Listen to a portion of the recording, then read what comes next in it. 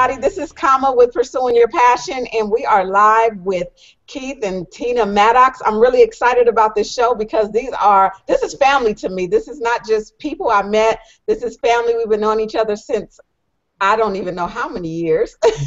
But I am so glad to have them on my show. They're going to be talking about their ministry and businesses, and we're going to talk about ministry and entrepreneurship and how the two can go hand in hand. So welcome to my guests, Tina and Keith. Thank you so much for being on. Thank you for having us. I appreciate it. So let everybody know, let's talk about Purposely Chosen and how that got started. All right, so Purposely Chosen is a separate nonprofit from the church. So it has its own 501c3. Actually started in 2005. And I know it's cliche-ish that people, say all the time that literally God gave it to me in the middle of the night. Went to sleep, woke up 4 o'clock in the morning, had the name of Purposely Chosen, but didn't know what to do with it. So I got up the next morning, I looked at it, and I'm thinking, okay, what is God saying? Purposely Chosen, like, what does that mean? So I went on the pursuit of really trying to seek it out. I had been through a number of things in my own personal life, and so I thought that, okay, it kind of makes sense that I'm purposely chosen to go through the things that I had gone through. I was a motherless child. My mom died when I was 4, so I thought, okay, maybe that's the story that I should be telling. And then I was a homeless youth at 14, so I thought, well, maybe that's the story I should be telling.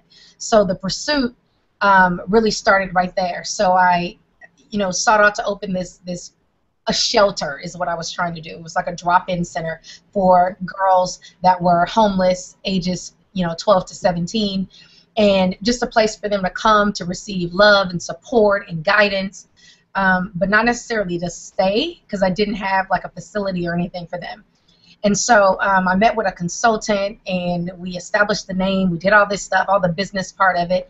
I got the 501c3, the nonprofit status within like 6 months of actually applying, or 4 months actually, for applying for it. So I knew that it was God because things, it takes a long time. So the way it happened, I just knew, okay, this is what I'm supposed to be doing. Mm-hmm. So I met with this consultant who totally disagreed with my whole structure. He felt like I should have been providing some type of safe haven for them to come, a whole wraparound type services, but I didn't want to be governed by the government and funded by the government. I wanted to do it the way that God had put in my heart to do. Right. So it didn't quite work out that way. So I took the long way around, literally the long way around. I continued to nurse. I was, at the hospital, so I was working at NICU. I knew that's where I was supposed to be. I thought that was it. But I had this office out here in Palm Springs, as you can probably see in the background. I continued to maintain this office, and then got accepted into USC. Which took me away from Purposely Chosen, the office, everything that I was supposed to be doing for 3 years. Then got hired at 2 additional jobs, one at the Urban League, Los Angeles Urban League, and another at the Regional Center for another year after graduation, which put me off another year from what this was supposed to be. It's just talking about God's timing. It's really amazing when you think about Purposely Chosen, because although I took this long way around, I had to do it this way. Right. So I went on, worked at the Regional Center. God put thorns in my bed, so I wasn't satisfied after I completed my year there. So I came out to Palm Springs and started looking for employment out in Palm Springs. Hooked up with the foster family agency, and I thought that, okay, this is good. It's putting me closer to my office again. I started coming out to the office, spending time here, still not knowing what to do with it. And then through the foster family agency, I started talking to Department of Family and Children Services about placement, and it was a part of my responsibilities as an administrator to make sure that kids were placed in good foster homes. Mm-hmm. And we had a number of foster homes under us. And so that was my job. And through that, I built relationships with San Bernardino County, Department of Family and Children Services, and also Riverside County Department of Family and Children Services. And one day they put out a needs assessment of what type of homes they needed, or group homes that they needed in Riverside County. And I was kind of, I don't know, the needs assessment said that it needed a stabilization home. And I thought, okay, well, maybe that's what I'm supposed to be doing. That makes sense, you know, homeless youth, but they are tied to a government system, but it is funding. Maybe this is it. So I applied. I wrote the whole program statement only to call them when it was time to submit it, and they told me that the needs assessment had expired and that there was a new needs assessment that needed, you know, that they had already put out. I was so devastated. I didn't know what to do. So I went to church. I was talking about it to certain members, and one of the sisters said, well, I have a house in Moreno Valley that, you know, you can use for whatever you're going to do. And I told her, hold off on it. Just, you know, save it for me, but just hold off because I don't know exactly what I'm supposed to be doing. And I was praying. I was crying, you know, just really seeking God on what I was supposed to do. When the needs assessment finally came back, the new one, I was driving down the freeway. I get this new needs assessment, and I opened it up, and it said it needed a maternity home for pregnant teens who are in foster care. And immediately I knew what I was supposed to be doing. I cried. I cried so much I couldn't even see. I was driving down the freeway because the part of my story that I had never talked about was that I was 15 and pregnant and had aborted my child, and I had never told that story other than to my pastor and my husband. He was the only one that knew. And I knew that if I was going to be successful in opening a home for pregnant teens, I had to tell my story. My kids didn't know, so I had to sit them down and tell them.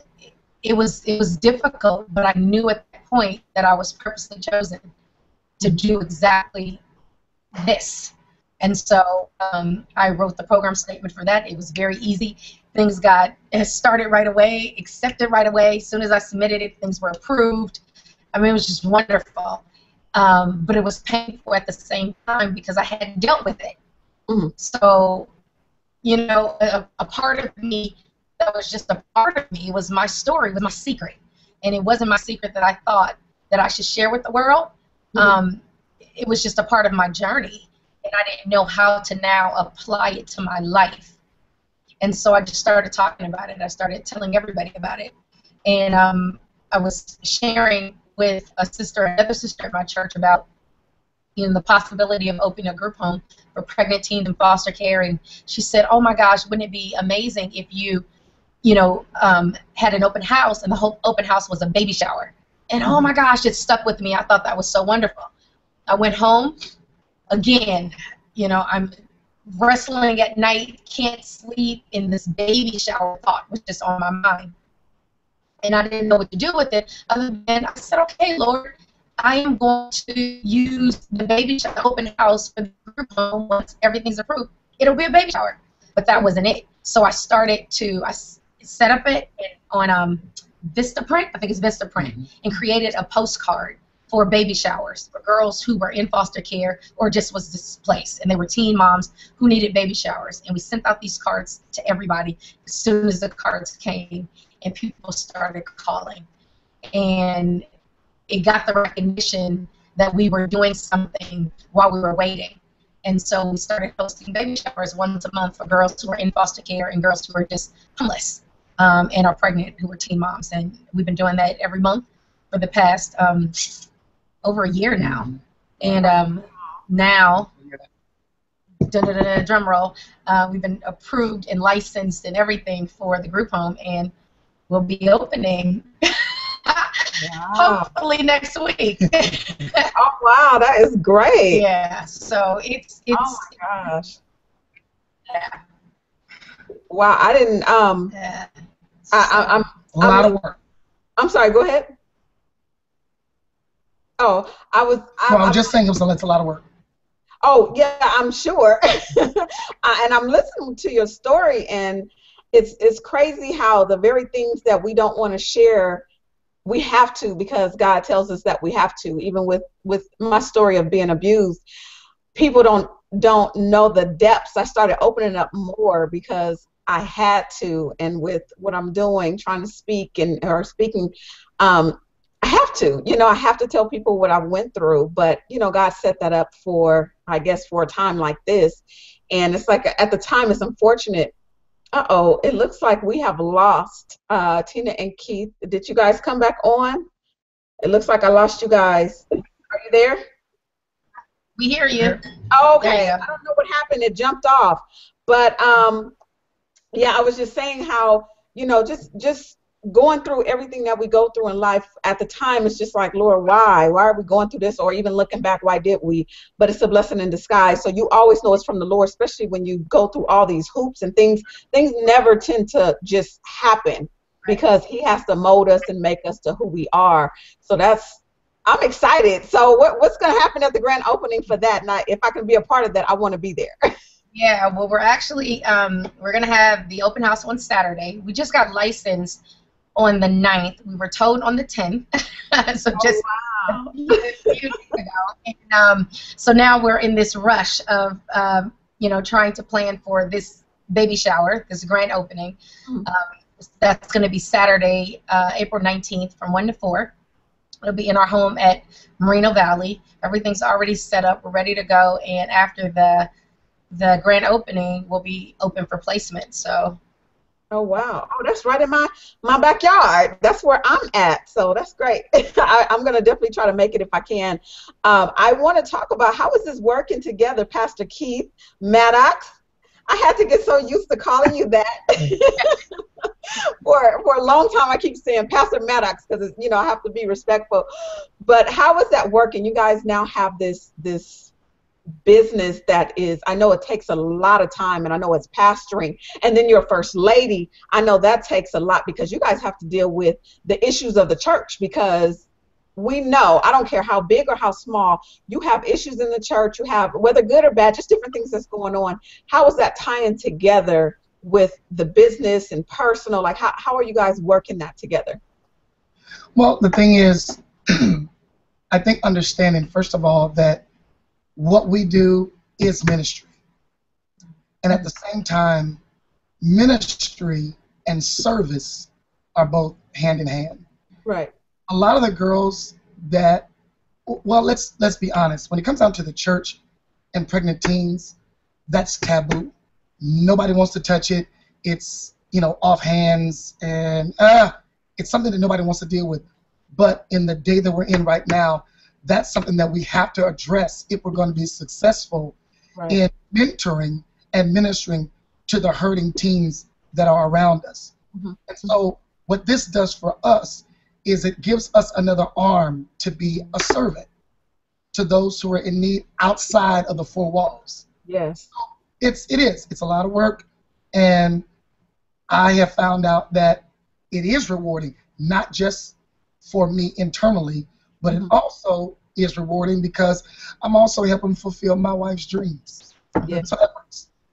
Well, and that's good. I love to see couples working together. I'm so huge on that because I know people that want to go after their dreams, but the spouse just, they don't get it, or they don't want to support. It's just like, well, you do what you do, but they don't want to support. So I believe that that's important, and you have to, because you have a relationship you have to uphold. Now, how are the children? Are they involved with the Purposely Chosen as well? Or I've seen that you're doing something else too with a clothing line, if I'm not mistaken.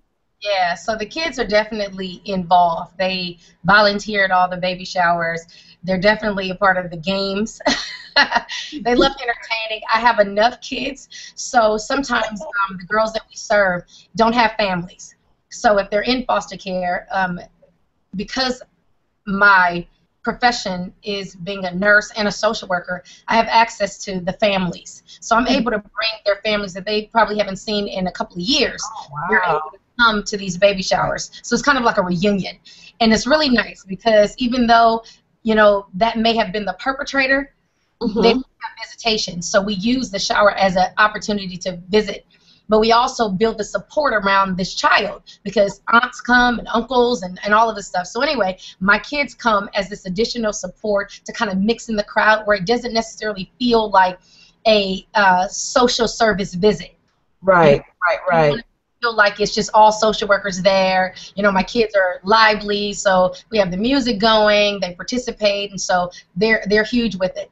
And so a part of this, the baby showers, we are always asking or soliciting donations for everything because we like to give them everything brand new, and we do car seats, stroller, playpen, something they can travel with, diapers, wipes, and we also have a diaper program where we drop off diapers and wipes at their house so we can see the baby once a month, and also do parenting and prenatal classes as a part of the program. So if you receive the baby shower, we have a connection where we continue this relationship because you'll let me in. I'm sorry, my phone. You'll let me in if you are receiving diapers and wipes. Right. About the baby shower, right? So you do that. And so they're a part of. But it's hard to solicit because people don't want to provide or support pregnant teens. Right. It's like a double negative because they're in foster care. So people don't, they don't want to support. It was easier to try to ask for donations or support for if the girl was just homeless. And it was the sad story of this homeless child. But now it's a homeless child who got pregnant. And now they see choice in that. Right. And they don't understand that being in foster care is no fault of the child at all. The child didn't do anything. Right. Or abused or neglected. And that's why they're in foster care. This is not a probation case. Right. This is a kid who is in foster care. So we had to come up with another way to get funds. Because we're not government funded on the baby shower program. So long time ago, my daughter was 10, Simone, who was real tomboyish, had a problem with the clothes. She thought that everything was too short or, whatever, and she was, tomboy. So she's like, I like modest clothes, and I want them cute, but I want them modest. I don't want to look, show everything. So I started Modest and Cute Apparel alongside of Purposely Chosen back in 2006 when we first started. But she was too young to really give her input, so we had to put it aside. So we've reestablished it now since she's 18, and it's became a subsidiary to Purposely Chosen. And so we're going to be using it to give skills. So we have positive sayings on T-shirts and just showing modest clothing. We're doing a fashion event called Speak Out Fashion Event. I wanted to ask you guys about that, but we'll talk about it later. Yeah, so it's just another way, it's another arm, but it's something to gain funds for our organization to kind of continue to support, but also give my daughter the entrepreneur skills. She has started the business. She's launched it. It's an LLC, and, they're producing clothes, and, she has the bank account, and they're maintaining, they're learning. But we're also going to give the girls an opportunity that we serve that's from the group home to come up with a shirt that has a phrase or something, and they'll learn how to sell their product and, start their own. So leave us with a skill and something to do, on their own. So, yeah, we're trying to make it a family affair. It's enough of us to do it. It's work. I get it. But it's worth it. It's worth it. To see the smiles in their faces, it's worth it. Yeah. I'm excited for, what's going on. I just thank God that He has put this in our spirits. Like growing up in church, I didn't see a lot of what other people were doing business-wise, but it just seems like that entrepreneurial,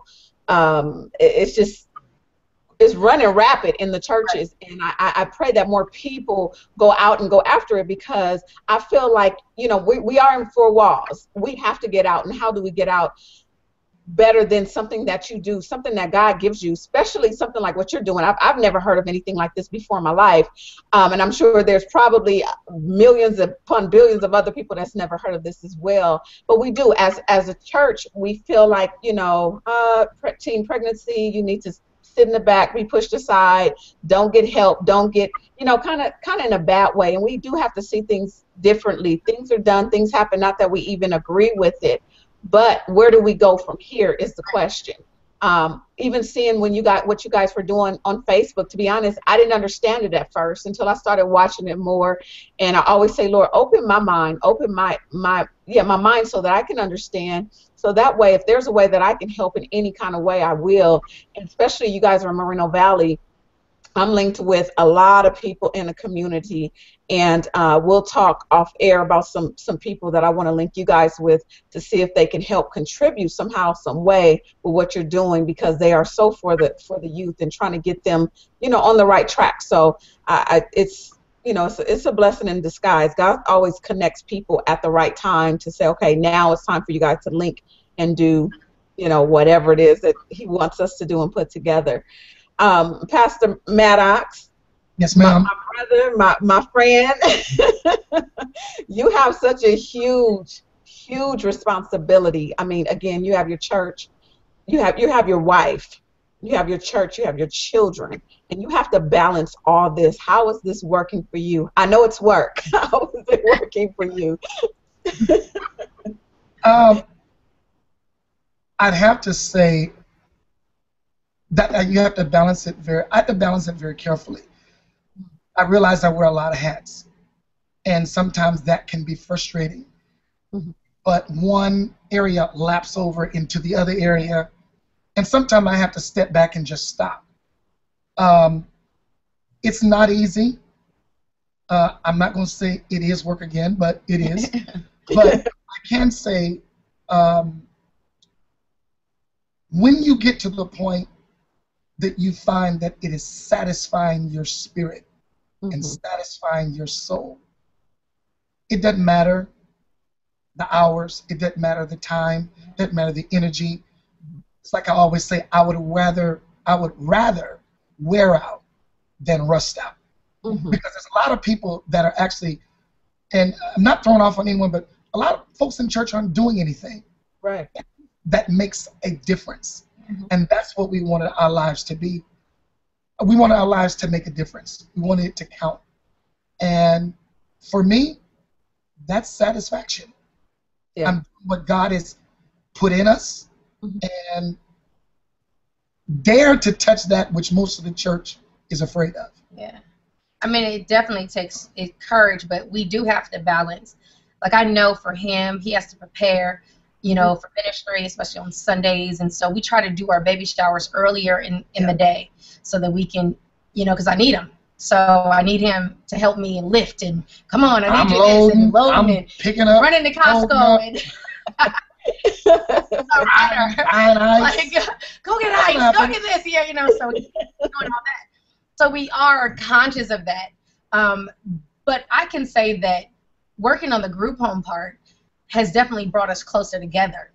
Because at first, Purposely Chosen was my ministry. It was my testimony. It was what I had gone through. And I would be up at this office, into the midnight hour, burning the midnight oil. And, he was at home. And he was working at the church or, doing whatever at the church. And once we started working on the group home, honestly, I can say once we realized that it was supposed to be about pregnant teens, that's when it all came together. It's once we realized what the true purpose was, when it finally came together for us. Because we were definitely, he was here, and I liked it that way, because just take care of the church. I don't have to worry about the church. I don't have to worry about anything over there. And I can take care of all of this, and this is fine. And I didn't get lost in the church, where I still had my identity. And it was important for me to maintain my identity in the church, because you get lost as a pastor's wife. And they want it to be all about what he's doing. And I wasn't called a pastor. That wasn't my job. That's not what God called me to do. And so I wasn't called to pastor. And so wives have a tendency to fall into that role. But why? And it's not your calling, so you get out of place and you start to get bitter because it's not where you're supposed to be. So once I found out what I was supposed to be doing, I enjoyed just doing my part. But then you saw the separation. I did wonder at some point, was it ever going to come together where the two worlds would meet? Because I was very passionate about what I did, and he's very passionate about what he does, and I'm wondering was it ever going to come together. Then when it came up that it was going to be about, the maternity home and all of that, everything came together. And we started seeking. We got the house for the group home, and we traveled, oh my gosh, to Orange County. We went all over the place buying mattresses. We're picking up all this stuff. We're at thrift stores all around. We're running around town, Apple Valley. We're everywhere trying to do. And it's just me and him. I said, we really should go into business of going to pick up cheap furniture and went all the way to the valley. That's how we furnished this house. Wow. Getting home late at night. On Craigslist. Kids asleep. It's like, okay, then they're calling us like, where y'all at? Hello? Right. Then when they get to see the home, it's like, okay, y'all were doing this? Piece by That's piece. what we did, piece by piece. We did it piece by piece. And it all came together. And we'll share the pictures with you. I mean, it really, literally all came together. And it really just put us in a position that when we were done and we finally furnished the whole house, my husband was like, okay, we need to start on the second home because what are we supposed to do now? So, yeah, but then that pursuit of just all of that just all came together. So I knew that this was, you know, heaven sent. It was what God intended for us to do. And this is our ministry. It's a part of our ministry. And he, as a pastor, literally stepped out on something that, you know, to even address. You know, once upon a time, if you were pregnant in the church and you were a teen, we were not allowed to come to the baby showers. You know, you're allowed to support that. You don't contribute and you're not a part of it and all that. And he's saying, you know, support. You know, because regardless, it's still a child. Right. And it's not the child's fault. Right. It's not the child's fault. The child is here. And at the same time, what this has done is that it's opened the doors for some of the older women to start to talk about their own stories. And they have a platform. They're not afraid now. Right. And it gives them a sense of, finally, I can get this off of my chest. Yeah. It's ministry. One thing I like I said, when God does it, it works itself out. It's just amazing to me how it just comes together, and you look back like, where did this, but it just works together.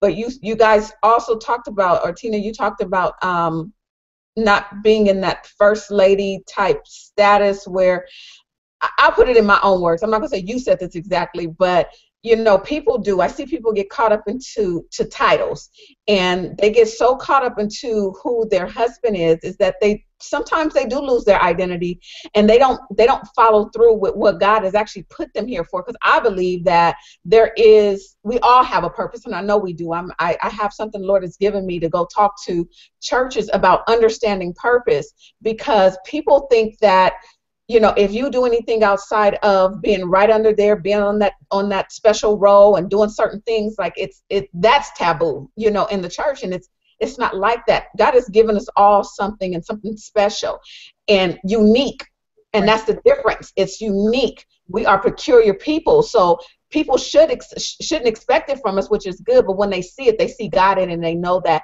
it was ordained by Him. And I love the fact that you're out there doing something, because even with my first lady, I just love her spirit. She's just so sweet, and she's different from some of the ones that I've been meeting lately, and some of the ones I've been meeting lately. And not to be disrespectful to anybody or to the church or anything, but they get caught up in titles, and it's not about titles, because when you get to heaven, the Lord is going to ask you, did you do I gave you something to do. Did you do what you do, or did you do what you wanted to, what I told you, or what you wanted me to do? But you are definitely doing something that I'm sure is probably don't have the greatest name in the church, but eventually God is going to open their eyes and give them the understanding that this is, or if it's for Him, or from Him rather, it's going to work just like we see it right now. You said this started in 2005? 2005. And we're in 2014, and things are now just rolling, literally. I mean, and the best is yet to come. You know, as long as we're here on the earth, if it's the Lord's will and He should tarry, you guys are going to be opening houses literally everywhere, because it's something that nobody else is doing. So I definitely applaud you for that. And I appreciate you guys for being on my show. But before I wrap it up, because we're at the closing, I want both of you guys, I'm going to start with you, Tina, if you can leave something with everybody. Pastor Keith, I want you to leave something. Pastor Maddox, I want you to leave something with everybody. And then leave your contact information, how they can find out more information about you and get in contact with you if they need to. Okay. So I guess the only thing that I can leave you with is my slogan, and that is save a life for a life. And so with that, it's basically just saying that, you know, if the baby is here, you can't detach the baby from its mother. So if you save the life of that child who's having the child, you're saving 2 lives. And so that's just what I look at every time I see a child. That's what I'm thinking. I'm saving a life for a life. And that's really our focus. And so my contact information is www.purposelychosen.org. Everything is on my website. I'll be starting a blog soon that we've been working on. And also modestandcuteapparel.org is another one. And that's of my daughters. But we'll be launching that and sending you all the contact information from that. But everything is pretty much on my website. And so that's it for me.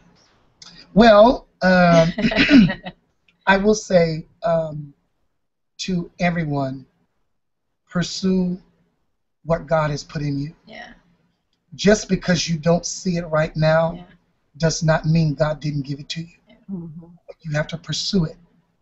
And pursue it with such a passion that nothing or anyone can deter you from it, because it's just like being pregnant. When you're pregnant, you're just pregnant. You ain't half pregnant. You got it all. Right. And once the baby gets delivered, then you'll find out what you got. Yeah. So just pursue it and trust God. Yeah. Trust Him with your life. Trust Him trust Him that He will direct your footsteps, because that's what He does. And when you get to the place, I'll call it that place, you'll know it. Yeah. All right. So, thank you. You need to reach me. You can reach me at Grace Apostolic Church in the city of Palm Springs, California, 760-251-1090. And we're also on Facebook, so you can look us up on Facebook. Y'all see my head? You know me. I'm so glad. Thank you for having us today. Thank you. Beautiful. Keep doing what you're doing. Thank you. I really appreciate you guys. It's always good to talk to people that I'm familiar with, especially those that are going after their passion, because I'm very huge on pursuing passion, and that's why the Lord gave me this name. I prayed about it. He gave it to me literally in hours when He told me that I was greater than what I wanted. The show originally was supposed to focus just on real estate. And one day the Lord spoke to me so clear. He said, Kama, I gave you a platform. You need to start now. And I said, okay, Lord. And He said, you're bigger than real estate. I need you to do more. I said, well, what do you want me to do? And then He said, I need you to come up with a name. So things start coming through my head, and then pursuing your passion came through.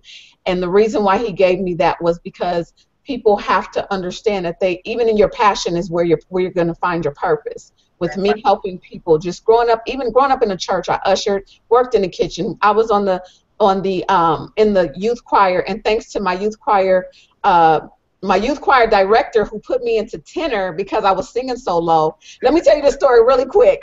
So we were singing, and I was singing alto, and so Pastor Maddox was like, okay, stop, somebody's singing off. And I was like, so we stopped. So he had the whole alto section sing, and so we were singing. He said, okay, somebody's off. Then he started kind of going, like a few of us by chance. He was like, Kama, get in the tenor. So I've been tenor since I was about 15 years old.